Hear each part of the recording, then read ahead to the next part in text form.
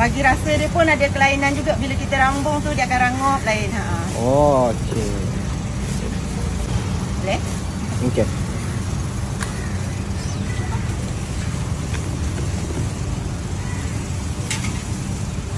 Kak, kalau ubi lampung ni kira macam mana?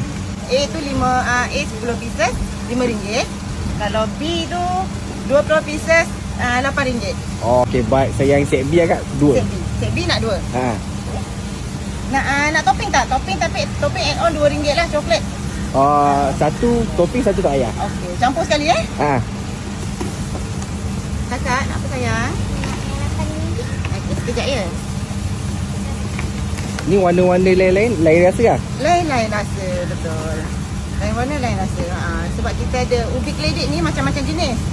Macam ni, ubi keledek purple.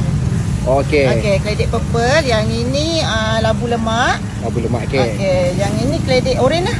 Oh, okey. Yang ni, kita tak ada ubi warna hijau kan? So, ini ubi putih tapi perisa pandan. Okey, perisa pandan. Siapa tahu yang dekat Cameron ubi mahal tu, yang merah tu? Betrat? Ni? Ya, ini yang merah ni. Okey. Jadi dia ada rasa lain-lain lah. Bukan sebarang-sebarang colour lah. Bukan colour saja.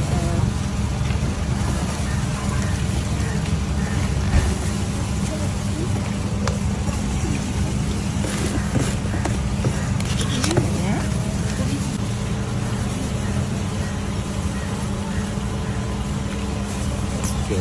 Dia tak Kak? Kita Reset, tak tutup. Terima kasih. Okey, terima kasih.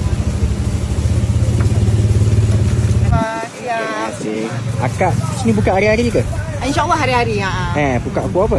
Okey, kita buka daripada pukul 11.30 sampai 6.30 petang. 11.30, 6.30. Hari-hari Hari-hari. Okey, baik. Baik bang pula. Baik Kak. Terima kasih. Terima kasih.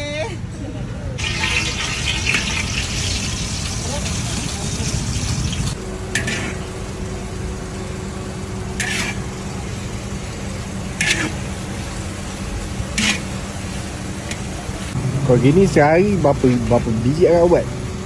Dalam kita orang kira kilo. Oh, okey. Dalam 15 hingga 30 kilo.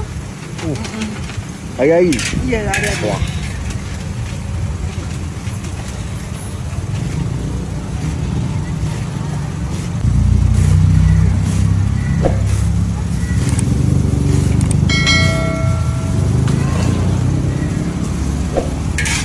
Oh, jatuh. Okey. Boleh? Okey.